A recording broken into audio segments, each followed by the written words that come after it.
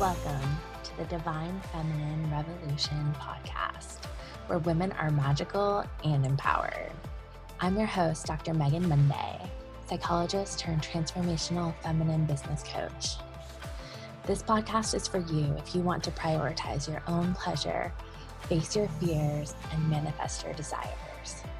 This podcast is sponsored by the Fearless Feminine Academy, where I teach women how to turn their trauma into their superpowers. My goal is to show women that we can heal our world by creating time and financial freedom by doing whatever the fuck we want. Are you ready for the Divine Feminine Revolution? Let's get vulnerable and go deep. I'm so honored that you're here.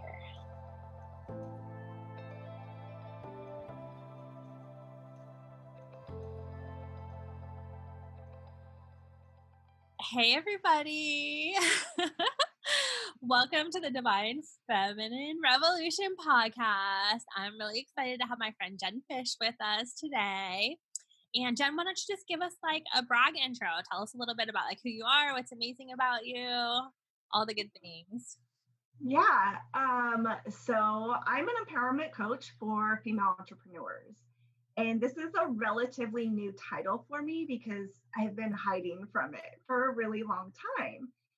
And I just really, really want to be that leader for other women and really step into my power and own that, and then show others how to do that as well within their business, because business as a female entrepreneur can be really scary sometimes.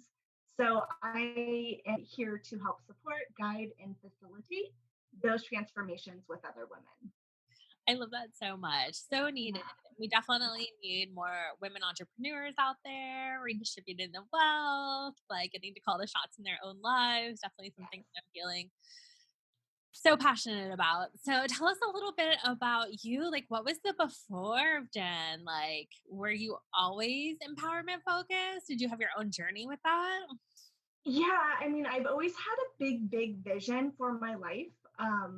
It's definitely not gone the way that I planned. If you would have asked me back in high school what I wanted to do, my dream was to be this nomad living in the mountains as a photographer, as like a snow ski instructor, like anything to get me out into nature and away from a 9 to 5. I actually started out as a massage therapist, and I ended up getting injured and couldn't do it anymore. So I started working full time. Um, that didn't work out so well. And ever since, I've been trying to leave my 9 to 5, but constantly like grasping at straws, just looking at all these different things, all these different MLMs, trying to do my own thing and not really having focus or alignment with what my actual purpose was. And so I really, really dug into like, what do I want to do? And yeah, there's just so many things that like I could talk for hours, but I got into yoga 10 years ago, signed up for a training, it didn't work out. And then I started making bath and body products that were organic and trying to go to school for medicinal herbalism and all the things. And that didn't work out. So then I was like, okay, well, I'm really into fitness. I'll be a personal trainer. That didn't work out. And so now here I am in the beginning of this year. I decided to totally shift gears, get away from fitness, get away from health, and really focus on me and what I wanted to do and how I actually wanted to help women, because I knew that that was a passion of mine. So I signed up for a 10-month life coaching certification program. And that's what I've been doing ever since. And it's really digging into my own stories, my own trauma, like my own bullshit excuses, and really, really going through the steps myself. And then now I'm able to use those tools and techniques with my clients on a one-to-one basis. And if I never would have gone through that training, I would have never understood my own triggers or my own trauma. So that's been huge for me. I love that so much. Do you know your human design? I was like wondering if you were a Manny Gen. No, I'm not a Manny Gen. I'm just a generator. A Gen. So Okay. not as fancy. um, Okay. yeah, I've tried to dig into it, but I don't understand it very much. I know one of the things on there said that I respond to things. Mhm. I'm like, yep, that's very true.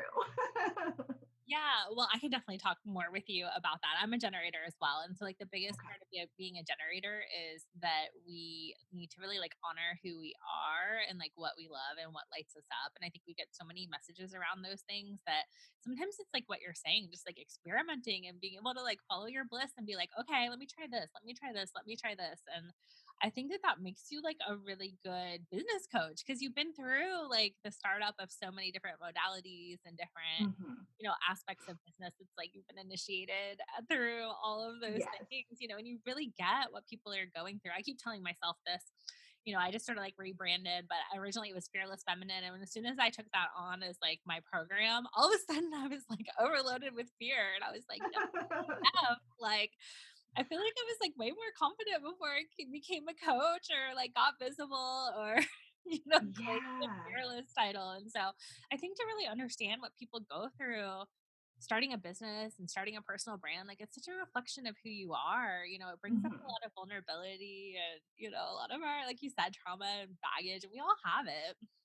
Yeah, we do. A lot of us don't recognize it. And, in the beginning of the year, when I left fitness, I was like, okay, this is not what I want to do because I don't want to talk about weight loss. I don't want to talk about certain things. Like, let's get into the mindset, let's get into the embodiment. Like, all the women that I was helping was like, they were stuck on this 10-pound thing. I'm like, what is that 10 pounds going to do for you?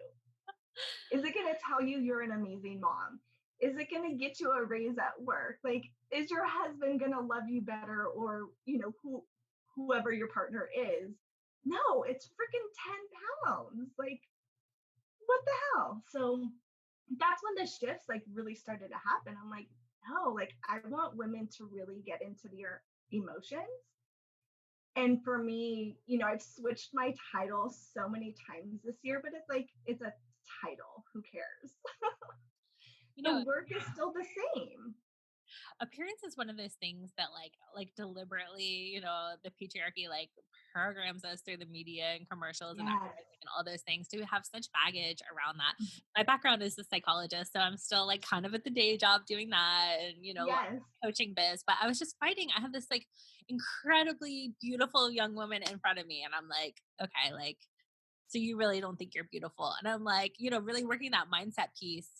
And one of her arguments was like, well, someone might like call me out and tell me like I shouldn't be wearing that or I'm not pretty enough. And I'm like, yeah, but like you're telling yourself that every day.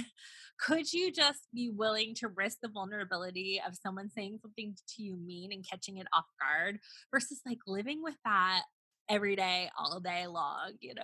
So, I mean, I just see that's one thing where women like spin out. And, obviously, there's billion-dollar industries that are fueling this whole thing. But I think like if women can really wrap their head around it, they can reclaim such a huge piece of their feminine power. So I love that you picked up on that in the fitness industry.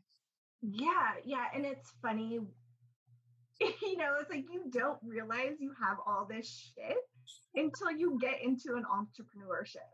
Like, you don't. You walk around and you're like, well, everybody works, so I might as well work too. And I always knew I had a much bigger calling because I was constantly getting in trouble for being myself. It was always, you're too loud, you're too much. And so trying to like, okay, well, I'll tone it down. And then they're like, you're so quiet. Like, why are you such a bitch? Like, why? Like, oh, what do you want from me? Like, okay, I'm too loud. I'll be quiet. And then there's just all these things, especially in the workplace, that you're striving so hard to be good enough for them. You're trying so hard to live up to their expectations that they didn't even tell you about. I've just had so many conversations with fellow managers on like, hey, you're expecting your employee to do X, Y, and Z, but you haven't even shared those expectations with them. And I just remember, especially at my last job, it was so, so toxic, so toxic. And I think that that's what broke me down so much as a person with confidence and that feeling of not being good enough, not being worthy enough, is because I was never even given the opportunity to fail. Like I was constantly asking for a raise or a promotion or like, let me do something besides just sitting at my freaking desk for 8 hours. And they're like, well, you don't have experience. Okay. So let me have this, let me gain the experience, like at least let me fail. And not being able to have that opportunity, I think kills women, kills their confidence. And that is definitely what the patriarchy and the corporate world creates. They don't create enough, I don't even know the right words, but they don't create enough opportunities for women to even fail. They just automatically assume that because you don't have the specific credentials, you don't have the letters behind your name, you don't have, the specific degree, that you're not good enough. And so we carry that weight with us for decades.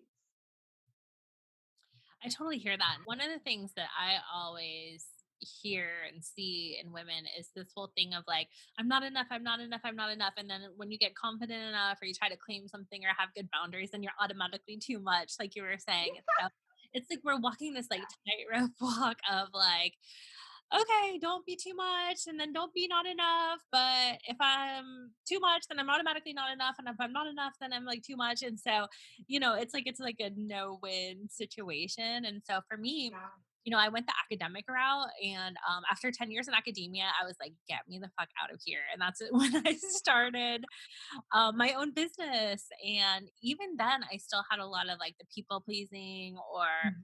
like feeling like I had to like keep clients and like, do like almost like a waitress mentality, even though I'm like a psychologist, to be like, okay, like let me keep you happy Yeah. so you come back. And, I'm from Yeah. the South. So like I've got that Southern good girl thing. And, I Mhm. think especially coming online, like the good girl brand is like not really gonna cut it. Like people are so sick of that fake crap. They really want bold, authentic voices and they want you to show up real. Mhm. And I think that's the challenge, to undo a lot of that conditioning and just show up who you are. Yeah. I mean, all of those beliefs that we have, our excuses, our triggers, our limiting beliefs, they're developed at a really, really young age. Totally. And like I said earlier, if I didn't do this program, I would have never even been able to get to the root of why I was dancing around, getting into business coaching, why I was dancing around a specific transformation. And I literally, so I call it the onion exercise, and I do this with my clients, but you start at the surface level and you're like, okay, this is the trigger. This is what's going on. What do I really believe? What's underneath that? And you just keep going underneath. And for me, it started out as like sisterhood wounding. And I'm like, that's it. That's why I don't have the clients that I'm asking for or craving. I'm like, it's because nobody likes me. And just like really digging into that belief and healing that. And that is something I've been healing for a really long time. When I dig back and do like inner child stuff, that wounding comes from like 4 or 5 years old. So that to take 30 years of that wounding and to try and just reverse it in one session is not going to happen. But as I went deeper into the layer, it's like, okay, well, that's not true because I have friends, like women do like me. I have clients. And then going even deeper and really like looking at it for what it is. And I thought it was like, oh, it's because of my receiving. I just need to expand my receiving. I'm not good at receiving. I mean, 3 years ago, I couldn't even accept a compliment. So I've been doing this work for a really long time. And then again, going even deeper, and it was like, oh no, it's my having this. I need to learn how to just have.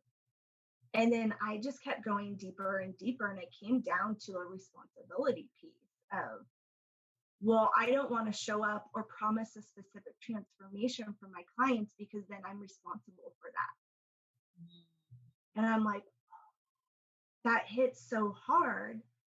And that goes back to me being in high school because I wanted to be like this nomad. I didn't want to have the responsibility of children. I didn't want to have the responsibility of a spouse. I didn't want to have that burden of someone else depending on me. And that I'm just like, holy shit. Like to go through all these different layers. And it's taken me 10 months to get to that result. So it's just funny when people want this like instant gratification. I'm like, there's deep work to be done. You're not going to get all your answers in a 1-hour session. Sorry, not going to happen. But I always talk about like the work, do the work, like sit in your shit. Yeah, and it seems like the more work that you have to do, like the more work that you do, the more work you have to undo because you just keep getting Yeah. to like new and new layers. So I am like a perpetual self improver. I've done so much like, therapy and then like the healing Mhm. arts. And then now coaching is like a whole new expensive version of that. Um, Right. it's kind of funny, like I'm doing a human design certification. So like I'm obsessed with all things human design. And one of Mhm. my open centers is really about like self-worth. And I'm like, oh, that's why I keep like throwing money at doing all this healing work. But from a human Yeah. design perspective, they're just kind of like your worthiness meter is broken. So you just kind of like have to move through the fear. Like you have to move through the lack of worthiness and just go for it. And so I was actually like on the preschool call yesterday, and it's right during when I picked my daughter up from school. And so she was like having a meltdown. So we like pulled over to get like ice cream and toys, and we went in, and she had picked out this like kinetic sand, and then right when we got to the register she was like, never mind, I don't want it. And so I was like, okay. And so, and then of course, like as soon as we got in the car, she started crying again. And I was like, oh my God, that's what I do with my worthiness. I do all the mindset and I decide I'm worthy. And then all of a sudden I don't know if it's empathic or like, I just change my mind or I get indecisive or I get fearful. And then I'm like, no, I'm not worth this. And then I'm like, oh, so, it's so funny the ways we like self sabotage, and just seeing it in her, Yeah. like so poignant. I was like, oh my God, like legit, that's what I am doing when I waver in my mindset. Yeah, it's crazy. And I mean, for me, I like to go much deeper than mindset. Hmm. Because that was the piece that was missing for me. Like I've been reading personal development books for like 10 years and still spinning out in my own shit. And it's like, oh, there's a deeper level. It's the embodiment piece. It's working on that root, that core belief that we have on, worthiness, enoughness, all the things. If you're not really looking at the root, you're going to live up here in the structured mind because Hmm. mindset works. It only works when you're working at it. Hmm. So you can sit here and tell yourself, like, I'm worthy, I'm good enough, I'm worthy, I'm good enough. But if you don't feel that in your actual body and you're not paying attention to the actual sensations in your body of what it feels like to be good enough, to be worthy enough, to be fill in the blank, you're going to still spin in the mindset trap versus going one layer deeper or two layers deeper and really, really feeling the energetic alignment in your body. And I think that that is something, at least for me, when I was taking all of the business courses, like, I'm going to take a marketing course, I'm going to take a sales course. Why isn't it working? Because I didn't truly believe the things about myself. I didn't believe that I was good enough to get on the phone with someone. I didn't believe in my own transformation that I could provide somebody. And that's some deep shit. That's some deep shit. Like, those are the things that I don't hear a lot of people speaking to, especially as a business coach. I think what you said about the body work is so important because we know that like the trauma lives in the body. So the Yeah. body keeps the score, our issues are in our tissues. And so, I love to do embodiment work, and I think the body has like a wisdom and the heart that's like so Mhm. much deeper than like how we can like spin out in our minds. So like Yeah. what's your sort of like definition of embodiment, or how do you incorporate it into your practice? Like how do you work with the body? So, because my background is energetic work, Mhm. as a massage therapist, I so it's funny because I would have friends like, "Oh, I've got this thing here," and I'm like, "Don't tell me where it's at. Don't tell me where it's at. Don't tell me where you're in pain." And I would literally just feel it, Mhm. and I would always hit the exact spot and tell them to breathe. So would you feel it in their body field, or would you feel it in your own body? I would feel it in their body. I'm a very like hands-on person, but I also have grounding practices that we were taught in massage school to not take on somebody else's energy. Mhm. And so anytime I get on calls, anytime I go live, anytime I get on sales calls, like there's always a groundingness that I do for myself to protect my own energy. Does it always work every time? No. Like, no. But there is a visceral feeling in our bodies, Mhm. in our energy, and it's greater than what the mind can even comprehend. Well, can you give grounding tips Yeah, or so the body? this is something that I teach all my clients, and it's a visceral yes and a visceral no exercise Mhm. to really understand the sensations in the body. And so if you close down your eyes Mhm. and you take 3 deep breaths in through your nose and out through your mouth, and then placing one hand on your heart and one hand on your belly, ask yourself a yes question. So, a question that you know without a doubt, with your entire body, your entire mind, your entire being, that you know the answer is going to be yes.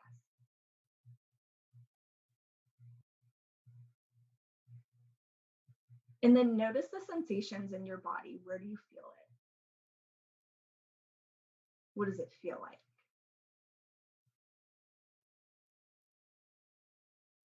Is it fluttery? Is it tingly? And just notice where in the body you feel that.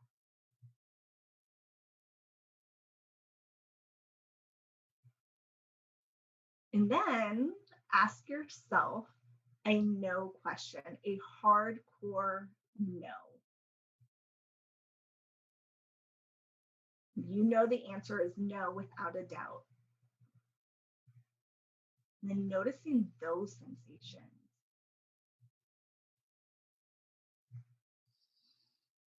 Noticing in the body where you feel that no, that hardcore no.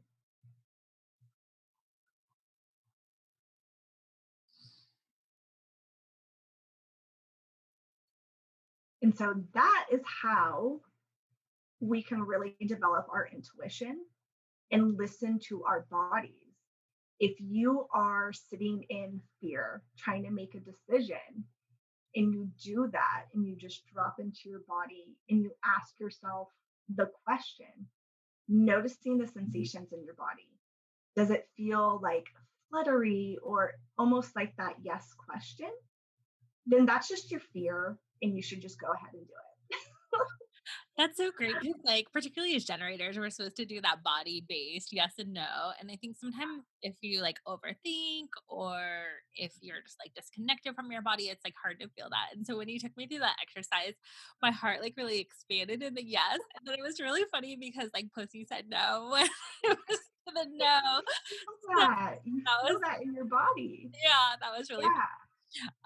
so that was like definitely such a great practice. And I think, we have so much like imprinting on us of like the shoulds of what we feel like we Yeah. should say yes to or no to. Like getting a really authentic body, yes or no, can like save you so much grief and like, you know, failed careers or like failed relationships are these things that you think like you should do, but really are not like your genuine path. And so, Right. simple as checking in with body wisdom. Yeah. Yeah. So one of the things I'm really into is I feel like we're at such an important point in time where, in my mind, the divine feminine energy is like really rising. I feel like we're, 2021 is this big, like, kind of crossover into new energy that I'm hoping will bring like safety and equity and intuition and emotional awareness and kind Mhm. of a nice vibe to our world and our society. Goodness knows we need it. So I'm kind Yes. of curious, what's your vision of that? Like, if you could just wave a magic wand and kind of change the world, like, what would you like to see happen? Oh man, I don't even know where to start. That's the thing. It's like there's so much. Um, I would love to see more women leaders, Yes. whether that's in the workplace, in corporate, in in our government. Like I would love to see more women really stepping up into their power and pretty much like smashing the box, smashing the mold of what it looks like and feels like to be a woman in society today.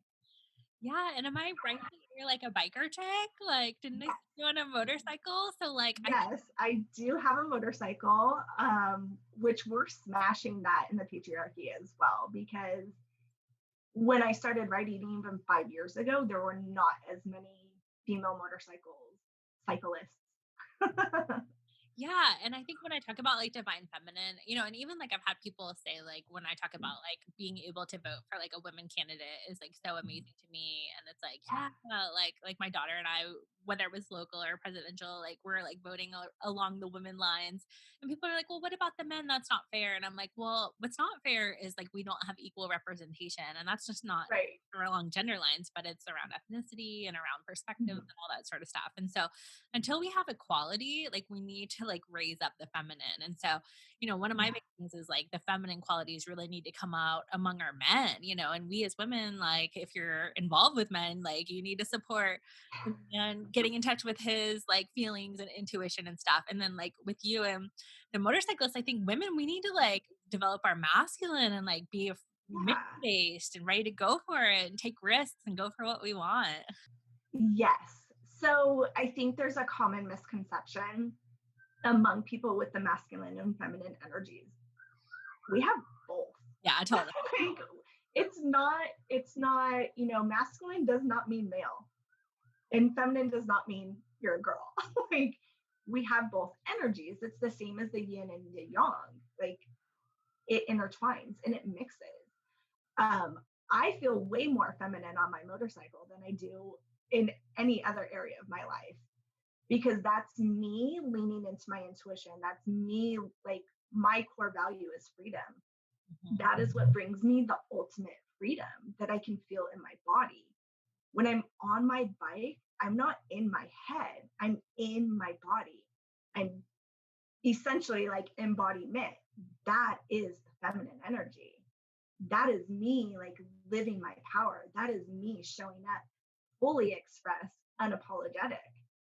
And it's so funny because when I get off my bike, everyone's like, "Oh, you're a girl." And it's just funny, and especially like being in Oregon now as opposed to California, it's even more rare to see women on motorcycles. And so when we go on a group ride and we all get off, everyone's like, "That's a group of women." And we're like, "Yeah." Like we can do hard things too.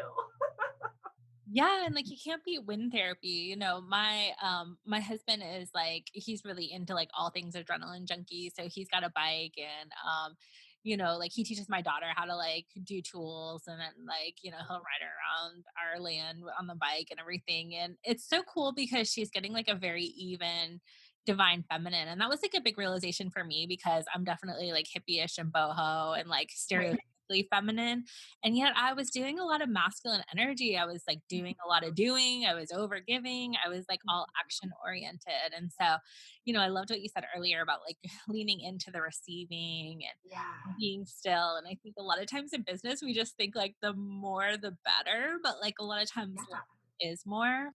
Yeah. And that's the thing, like those are the things that I bring in to my coaching is cool, you got strategy. We're Yeah. not talking strategy. cool, like let's really get into the mindset, the embodiment work, and marry the two together, because you can have all the strategy in the world, but if you're still hustling, you're not allowing everything to come to you. You're not allowing it to be there. And then even when it does come in, it never feels good enough. Never feels good enough, because you're in this place of, well, if I hit this number, then, then that makes me a good coach. If I, have this many people on my launch, then it makes me a good coach. Like, you're still playing that game versus letting it come to you, letting it be fluid, still doing the strategy, still taking action, but allowing it to feel really good in your body. I mean, if you're cringing every time that you have to launch, like, what's the point? I mean, we don't get into entrepreneurship to hustle for our worth and be just like what we did in our 9 to 5. I mean, that's not what we're looking for. You're totally telling my story, and I'm definitely like an overachiever in recovery. And so like I'd hit all of these big things, like, I got a PhD, like I had a kid by 30, I've got a lake house, like, I'd hit these markers. And then I remember like being on my graduation stage and it was over in like 30 seconds. And I was like, did that even happen? It feels so surreal and so like fleeting, and it was because I hadn't like enjoyed it along the way. And so I think that's such a Yeah. like manifestation hack, is to realize that like you don't have to have those things to be happy. And like if you ever hit those goals, like a lot of millionaires are not happy because they didn't practice the happiness all along the way. And so that's definitely what got me into the whole pleasure-based business thing. And I'm Yes. just getting such a kick out of it. We're on video now, but like obviously this is gonna be for the podcast. But you've got like Bob Marley like smiling over your shoulder. Yes. It's like you've been giving out all this wisdom. I've just got such a kick out of that. Yeah, he's actually been a huge inspiration in my life. Like, I found reggae when I was Me too. in elementary school, and hence my business name. So I've always used the name Uprising for my massage business, for my bath and body products business. And that is my favorite Bob Marley album. And it's so funny because people were like, oh, One Love, right? Blah, blah, blah. And I'm like, yeah, but have you heard this? Like, cool. You can be trendy over there. Like, there's a way more to it over here. And that's kind of always been my theme for life, is to do the opposite of what other people are doing. Like, my idea of a boy band is Led Zeppelin. I was not very popular in high school. But really, like, that comes back to the unapologetic piece. Yeah. Looking at who I was in high school versus, oh, I'm an adult. Like, I've got to fit into this little box over here, versus just really allowing myself to be. And I think women are really craving that unapologetic because there's so much people pleasing going on. And it's like, if you can't trust yourself, if you can't be fully expressed, if you can't really be who you are, then like there's so much pretending and like stress and like managing and control. Like, it's just like so freeing to just be like 100% who you are. And so I think it's great to Yeah. have like a rebel as a coach. Yeah. Going into business as a woman and then like creating this new version of society, like we need the rebels in charge, and it's not Right. necessarily about the way that we've always done it. In fact, we probably need to burn a lot of that to the ground and just like create something that's entirely new. So I love that uprising piece. Tell us, I know you're launching or accepting one-on-ones. So like tell us how we can work with you. I do mini 4-week courses here and there. So you can hop into my Facebook group to learn about those, because I don't really advertise them very much, just because they're mini courses. They're fun. You can just hop in there. What's the name of your group? Oh, that's a great question, because I just changed it. It is called the Rule Breaker Fempreneurs. Oh, I like it. And then my one-to-one coaching, I just opened up spots. So I have spots available now. Right now, that's really the only way to work with me, is the one-to-one. Or if you catch one of my mini courses, you can always hop in those. Love it so much. Well, I really love that. Like, I feel like the rebel archetype is such a part of this divine feminine rising that we're all going through. And I love seeing Yeah. women like claiming that and working with the different paradoxes. And I think you're just definitely an example of that. It's so good to get to know you. And thanks for Yes, being on thank the you. pod and sharing your gifts. Thank you so much for having me. Bye, everybody. We'll see you next time.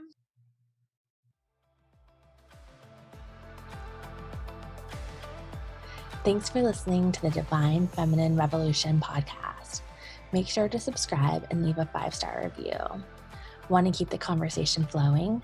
Find us on Facebook at the Divine Feminine Revolution Facebook group, where revolutionary women gather to listen to their hearts, monetize their gifts, and change the world.